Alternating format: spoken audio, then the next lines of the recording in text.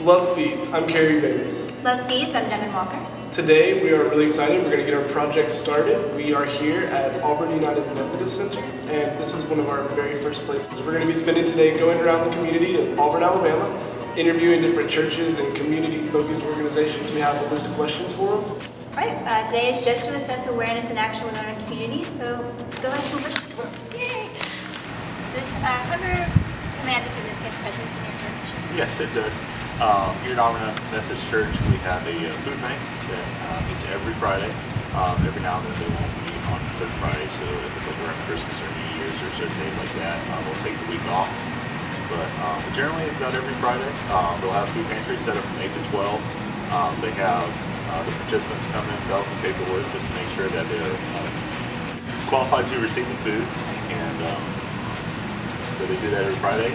They set up on Thursdays. They spend pretty much 8 to 12 set up on Thursdays, 8 to 12 on Fridays. So they're pretty busy up here. Awesome. That's great. Thank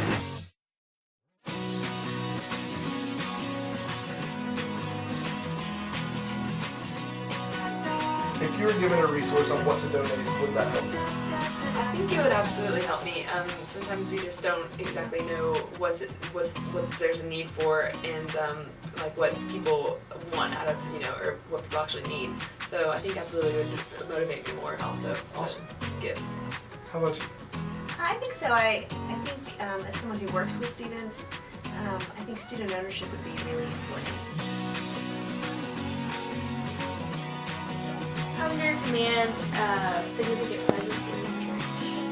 Well, yes, there are a lot of people who are in need. A lot of them come to churches because that's really the only place they know to go to when they need help. We have a lot of families who come here, single moms. We have people come here who maybe their houses have burned down, their husbands have left them, they've lost their job, and they probably have lots of wants, but really when you can't feed your children, that's when all your pride just goes out the window and you're willing to walk into a church office and just say, can anyone help me? And so the food pantry on Monday mornings gets always full of people, especially towards the end of the month, when a lot of meals are done. So yeah, it's a very present thing in our community, which means it's a present thing in the church, because the church and the community.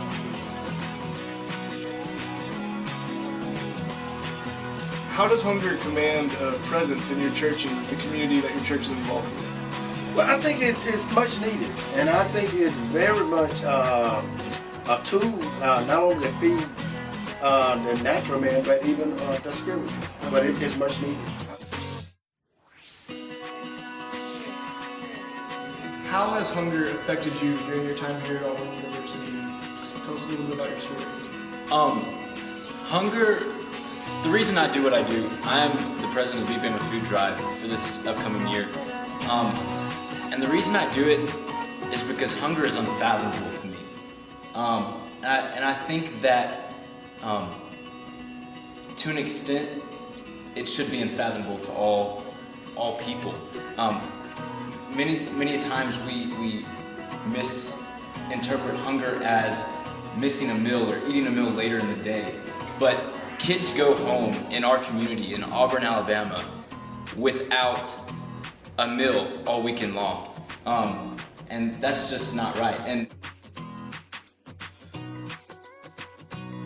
so you think if we gave you a opportunity, a handbook or a pamphlet that told how to donate and where to donate and how the community could find better resources for healthier, nutritious food, would that be beneficial to the church, do you think? I think it will be. I would have my staff to take a look at it. Awesome. And I think it would be great. If you were given a resource telling you what to donate and what not to donate, do you think that would help? Probably, because I tend to just clean out my pantry whenever there's an opportunity, and I really don't know that all the hungry want the hominy that I didn't want to eat, that was in my pantry. So maybe if there was sort of a most wanted list of what's most needed, it might direct me a little more as to what to bring or to send. And I'm sure all things are helpful, but there's probably some things that are a little more helpful than others, so that would be good.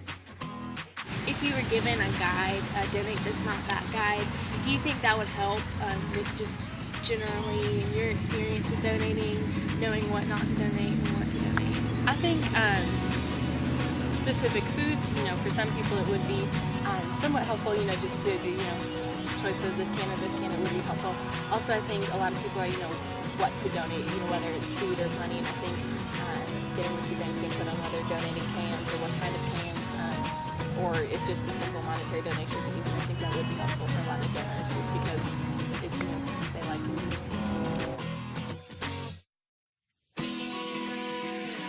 Living in Alabama, which is, it faces the highest percentage of food insecurity in all the nation.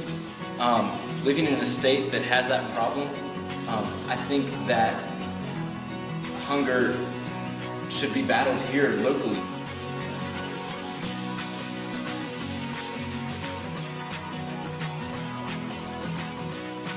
Love feeds. Love feeds. Love feeds. Love feeds. Love feeds.